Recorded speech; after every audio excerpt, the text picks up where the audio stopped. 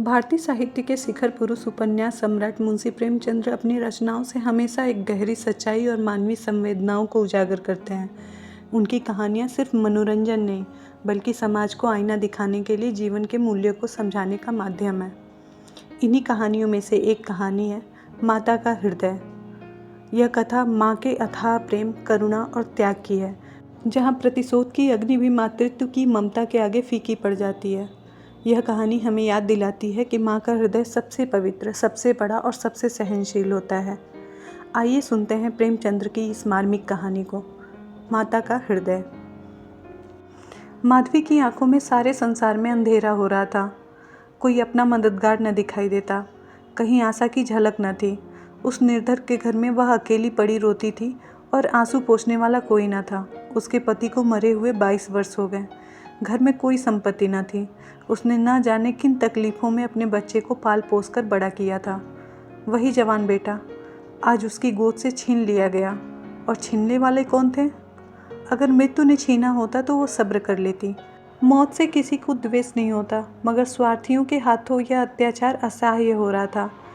इस घोर संताप की दशा में उसका जी रह रह के इतना विकल हो जाता कि इसी समय चलूं और उस अत्याचारी से इसका बदला लूं जिसने उस पर यह निष्ठुर आघात किया है। मारूं या मर जाऊं, दोनों में संतोष हो जाएगा। कितना सुंदर, कितना होनहार बालक था। यही उसके पति की निशानी, उसके जीवन का आधार, उसकी उम्र भर की कमाई थी। वही लड़का उस वक्त जेल में पड़ा न जाने क्या तकलीफ़ें झेल रहा होगा। और उसका अपराध क्या था? कुछ नहीं। सारा मोहल्ला उस पर जान देता था। विद्यालय के अध्यापक उस पर जान देते थे। अपने बेगाने सभी तो उससे प्यार करते थे। कभी उसकी कोई शिकायत सुनने में नहीं आई। ऐसे बालक की माता होने पे अन्य माताएं उसे बधाई देती थीं। कैसा सज्जन, कैसा उदार, कैसा परमार्थी। खुद भूखे सो जाए, मगर क्या मजाल है द्वार पे आने वाले अतिथि को रूखा जवाब दे। ऐसा बालक क्या इस योग्य था कि जेल में जाता? उसका अपराध यही था कि वह कभी कभी सुनने वालों को अपने दुखी भाइयों का दुखड़ा सुनाया करता था। अत्याचार से पीड़ित प्राणियों के लिए मदद के लिए हमेशा तैयार रहता था। क्या यही उसका अपराध था? दूसरों की सेवा करना भी अपराध है, किसी अतिथि को आश्रय देना भी अपराध है। इस युवक का नाम आत्मानंद था। दुर्भाग्यवश उसमें वे सभी सद्गुण थे जो जेल के द्वार खोल देते हैं। वह निर्भीक था, स्पष्टवादी था, साहसी था, स्वदेश प्रेमी था, निस्वार्थ था, कर्तव्य परायण भी था। जेल जाने के लिए इन्हीं गुणों की ज़रूरत होती है। स्वाधीन प्राणियों के लिए वे गुण स्वर्ग के द्वार खोल देते हैं, पराधीनों के लिए वे नरक के। आत्मानंद के सेवा कार्य ने, उसकी वक्तृताओं ने और उसके राजनीतिक खेलों ने उसे सरकारी कर्मचारियों के नज़र में चढ़ा दिया था। सारा पुलिस विभाग नीचे से ऊपर तक उससे सतर्क रहता था। सबकी निगाहें उस पर लगी रहती थीं। आखिर जिले में एक भयंकर डाके ने उन्हें इच्छित अवसर प्रदान कर दिया। आत्मानंद के घर की तलाशी हुई। कुछ पत्र और लेख मिले जिन्हें पुलिस ने डाके के बीजक सिद्ध कर दिया। लगभग 20 युवकों की एक टोली फांस दी गई। आत्मानंद इसका मुखिया ठहरा दिया गया। शहादतें हुईं। इस बेकारी और गिरानी के ज़माने में आत्मा से ज़्यादा सस्ती और कौन सी वस्तु हो सकती है? बेचने को किसी के पास क्या रह गया? नाम मात्र का प्रलोभन देकर अच्छी से अच्छी शहादतें मिल सकती हैं, और पुलिस के हाथ पड़कर तो निष्कृष्ट से निष्कृष्ट गवाहियाँ भी देववाड़ी का महत्व प्राप्त कर लेती हैं। शहादतें मिल गईं। महीने भर तक मुकदमा चला। मुकदमा क्या चला, एक स्वांग चलता रहा और सारे अभियुक्तों को सजा दे दी गई। आत्मानंद को सबसे कठोर दंड मिला, 8 वर्ष का कठिन कारावास। माधवी रोज कचहरी जाती, एक कोने में बैठ के सारी कार्रवाई देखती। मानवीय चरित्र कितना दुर्बल, कितना निर्दय, कितना नीच है, इसका उसे अब तक अनुमान भी न हुआ था। जब आत्मानंद को सजा सुना दी गई और वह माता को प्रणाम करके सिपाहियों के साथ चला तो माधवी मूर्छित होकर जमीन पर गिर पड़ी। 2-4 दयालु सज्जन ने एक तांगे पर बिठाया और घर पहुंचाए। जब से वह होश में आई है उसके हृदय में शूल सा उठ रहा है। किसी तरह का धैर्य नहीं होता उसे। घोर आत्मवेदना की दशा में अब अपने जीवन का केवल एक ही लक्ष्य दिखाई देता है, और वह है इस अत्याचार का बदला। अब तक पुत्र उसके जीवन का आधार था, अब शत्रुओं से बदला लेना ही उसके जीवन का आधार होगा।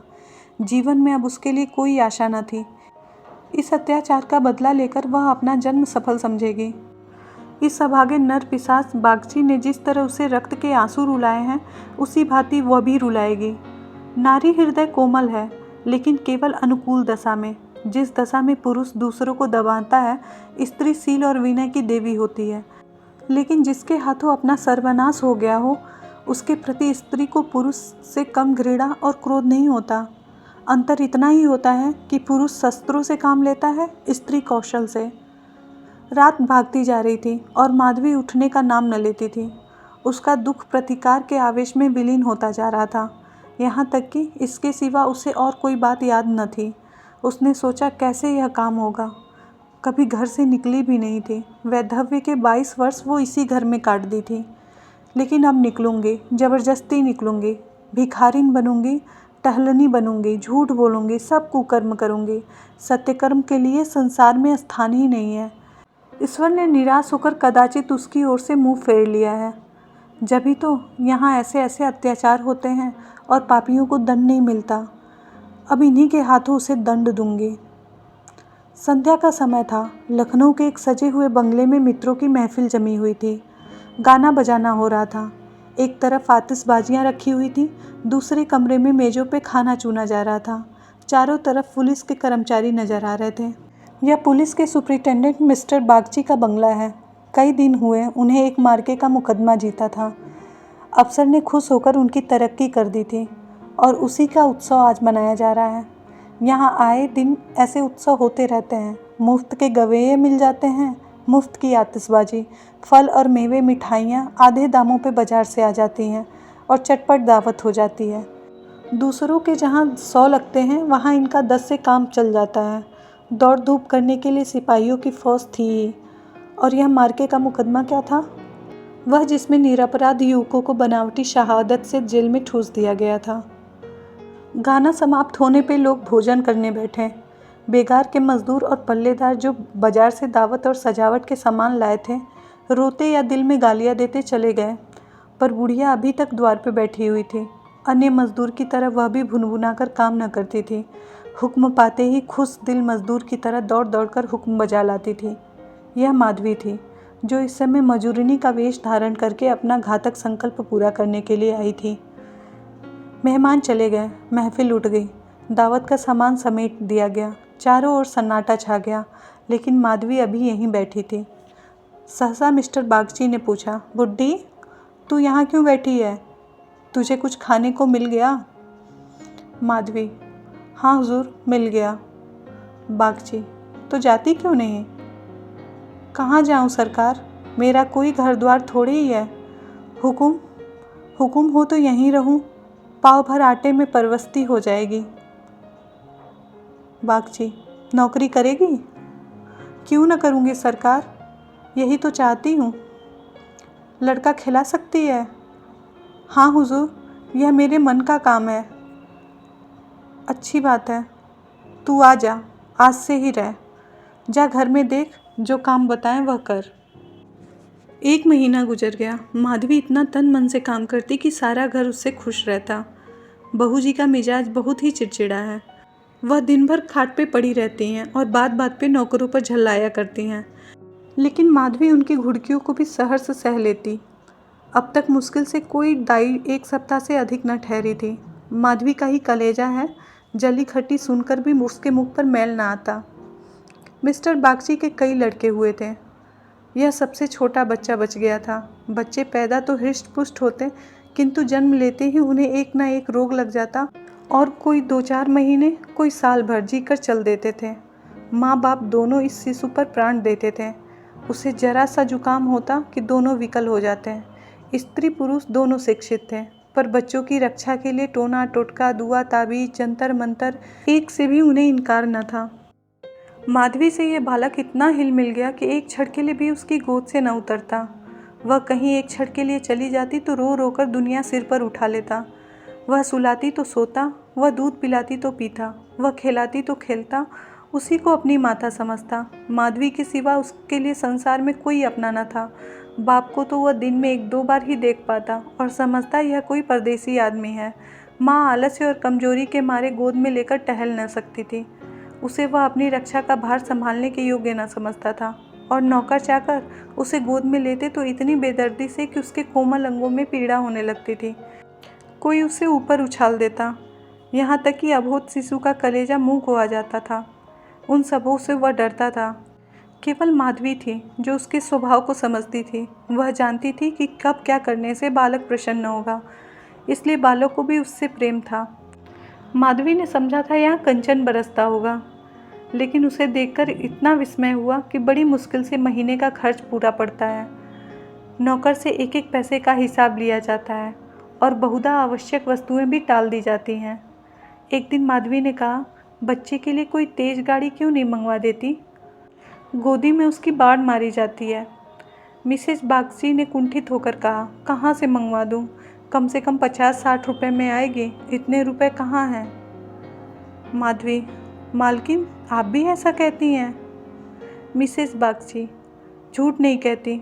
बाबूजी की पहली स्त्री से 5 लड़कियां और हैं। सब इस इलाहाबाद में एक स्कूल में पढ़ती हैं। बड़ी की उम्र 15-16 वर्ष से कम ना होगी। आधा वेतन तो उधर ही चला जाता है। फिर उनकी शादी की भी तो फिक्र है। पाँचों के विवाह में कम से कम 25,000 लगेंगे। इतने रुपए कहाँ से आएंगे? मैं चिंता के मारे मरी जाती हूँ। मुझे कोई दूसरी बीमारी नहीं है, केवल यही चिंता का रोग है। माधवी, घूस भी तो मिलती है। मिसेस बागची, बुढ़िया, ऐसी कमाई में बरकत नहीं होती। यही क्यों, सच पूछो तो इसी घूस ने हमारी यह दुर्गति कर दी है। क्या जाने औरों को कैसे हजम हो जाती है। यहाँ तो जब ऐसे रुपए आते हैं कोई न कोई नुकसान अवश्य हो जाता है। एक आता है तो 2 लेकर जाता है। बार बार मना करती हूँ, हराम की कौड़ी घर में ना लाया करो, लेकिन कौन सुनता। बात यह थी कि माधवी को बालक से स्नेह होता जा रहा था। उसके अमंगल की कल्पना भी वह न कर सकती थी। अब वह उसकी नींद सोती और उसकी नींद जागती। अपने सर्वनाश की बात याद करके एक क्षण के लिए उसे बागची पर क्रोध तो आता था और घाव फिर हरा हो जाता था, पर मन पर कुत्सित भावों का आधिपत्य न था। घाव भर रहा था, केवल ठेस लगने से दर्द होता था। उसमें स्वयं टीस या जलन न थी। इस परिवार पे अब उसे दया आती थी। सोचती, बेचारे यह छीन छपट ना करे तो कैसे गुजारा होगा। लड़कियों का विवाह कहाँ से करेंगे? स्त्री को जब देखो बीमार ही रहती है। उन पर बाबूजी को एक बोतल शराब भी चाहिए। यह लोग स्वयं अभागे हैं, जिनके घर 5-5 कुंवारी कन्याएं हों, बालक हो होकर मर जाते हों, घरनी सदा बीमार रहती हो, स्वामी शराब की लती हो, उस पर तो यूं ही ईश्वर का कोप है। इनसे तो मैं अभागिनी ही अच्छी। दुर्बल बालकों के लिए बरसात बुरी बला है। कभी खांसी, कभी ज्वर, कभी दस्त। जब हवा में ही शीत भरी हो तो कोई कहाँ तक बचाए। माधवी एक दिन अपने घर चली गई थी। बच्चा रोने लगा तो माँ ने नौकर को दिया, इसे बाहर बहला।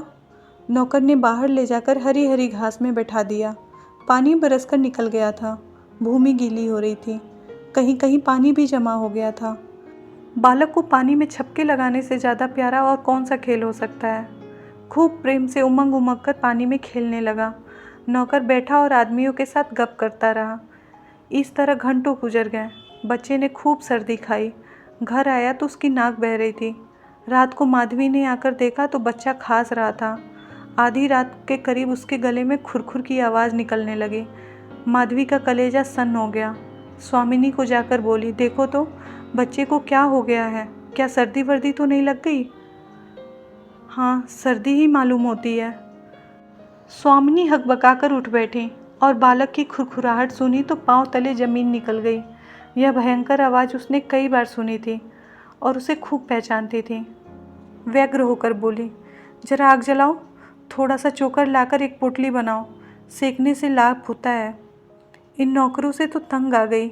आज कहार को जरा देर के लिए बाहर ले जाने के लिए दिया था, उसी ने सर्दी में छोड़ दिया होगा। सारी रात दोनों बालक को सेकती रहीं। किसी तरह सवेरा हुआ। मिस्टर बागची को खबर मिली तो सीधे डॉक्टर के यहाँ दौड़े। खैरियत इतनी थी कि जल्द एहतियात कर दी गई। 3 दिन में बच्चा अच्छा हो गया, लेकिन इतना दुबला हो गया था कि उसे देखकर डर लगता था। सच पूछो तो माधवी की तपस्या ने बालक को बचाया था। माता सोती, पिता सो जाता, किंतु माधवी की आंखों में नींद न थी। खाना पीना तक भूल गई थी। देवताओं की मनौतियाँ करती, बच्चे के लिए बलाएं लेती, बिल्कुल पागल हो गई थी। यह वही माधवी है जो अपने सर्वनाश का बदला लेने आई थी। अपकार की जगह उपकार कर रही है। विष पिलाने आई थी, सुधा पिला रही है। मनुष्य में देवता कितना प्रबल है। प्रातःकाल का समय था। मिस्टर बागची शिशु के झूले के पास बैठे हुए थे। स्त्री के सिर में पीड़ा हो रही थी। वह चारपाई पे लेटे हुए थी और माधवी समीप बैठी बच्चों के लिए दूध गर्म कर रही थी। सहसा बागची ने कहा, बूढ़ा, हम जब तक जिएंगे तुम्हारा यश गाएंगे। तुमने बच्चे को जिला दिया। स्त्री, यह देवी बनकर हमारा कष्ट निवारण करने के लिए आ गई। यह न होती तो ना जाने क्या होता। बूढ़ा, तुमसे एक विनती है। यूँ तो मरना जीना प्रारब्ध के हाथ है, लेकिन अपना अपना पौरा भी बड़ी चीज़ है। मैं अभागिनी हूँ। अब कि तुम्हारे पुण्य प्रताप से ही बच्चा संभल गया। मुझे डर लगता है कि ईश्वर इसे हमारे हाथ से छीन न ले। सच कहती हूँ बूढ़ा, मुझे इसको गोद में लेते डर लगता है। इसे तुम आज से अपना बच्चा समझो। तुम्हारा होकर शायद बच जाए। हम अभागे हैं। हमारा होकर इस पर कोई न कोई संकट आता रहेगा। आज से तुम इसकी माता हो जाओ। तुम इसे अपने घर ले जाओ, चाहे जहाँ ले जाओ। तुम्हारी गोद में देकर मुझे फिर कोई चिंता न रहेगी। वास्तव में तुम ही इसकी माता हो, मैं तो राक्षसी हूँ। माधवी, बहू जी, भगवान सब कुशल करेंगे। आप इतना जी छोटा क्यों करती हैं? मिस्टर बागची, नहीं नहीं बूढ़ी माता, इसमें कोई हर्ज नहीं है। मैं मस्तिष्क से तो इन बातों को ढकोसला समझता हूँ, लेकिन हृदय से इनसे दूर नहीं रह सकता। मुझे स्वयं मेरी माता ने एक धोबिन के हाथ बेच दिया था। मेरे 3 भाई मर चुके थे। मैं जो बच गया तो माँ बाप ने समझा बेचने से ही इसकी जान बच गई। तुम इस शिशु को पालो पोसो, इसे अपना पुत्र समझो। खर्च हम देते रहेंगे, इसकी कोई चिंता मत करना। कभी कभी जब हमारा जी चाहेगा आकर देख लिया करेंगे। हमें विश्वास है कि तुम इसकी रक्षा हम लोगों से कहीं अच्छी तरह कर सकती हो। मैं कुकर्मी हूँ। जिस पेशे में हूँ उसमें कुकर्म किए बगैर काम नहीं चल सकता। झूठी शहादतें बनानी पड़ती हैं, निरपराधों को फंसाना ही पड़ता है। आत्मा इतनी दुर्बल हो गई है कि प्रलोभन में पड़ ही जाता हूँ। जानता हूँ कि बुराई का फल बुरा ही होता है, पर परिस्थिति से मजबूर हूँ। अगर ना करूँ तो आज नालायक बनाकर निकाल दिया जाऊँगा। अंग्रेज हजारों भूल करें कोई नहीं पूछता। हिंदुस्तानी एक भूल कर बैठे तो सारे अफसर उसके सिर हो जाते हैं। हिंदुस्तानियों को कोई बड़ा पद ना मिले तो ही अच्छा। पद पाकर तो उसकी आत्मा का पतन हो जाता है।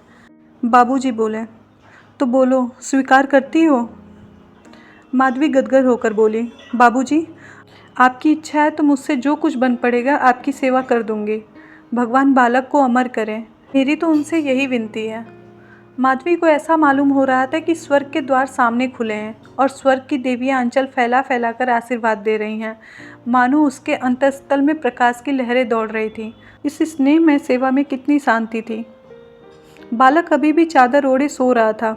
माधवी ने दूध गर्म हो जाने पर उसे झूले से फिर उठाया और चिल्ला पड़ी। बालक का देह ठंडा हो गया था और मुंह पर पीलापन आ गया था, जिसे देखकर कलेजा हिल जाता, कंठ से आह निकल जाती और आंखों से आंसू बहने लगते। जिसने एक बार देखा वह फिर नहीं भूल सकता। माधवी ने शिशु को गोद में चिपटा लिया, हालांकि नीचे उतार देना चाहिए था।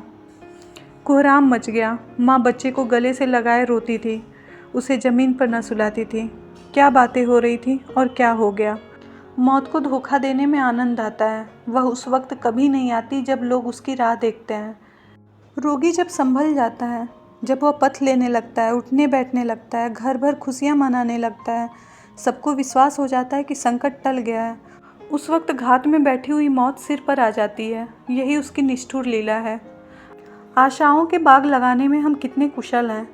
यहाँ हम रक्त के बीज बोकर क्षुधा के फल खाते हैं। अग्नि से पौधों को सींचकर शीतल छाह में बैठते हैं।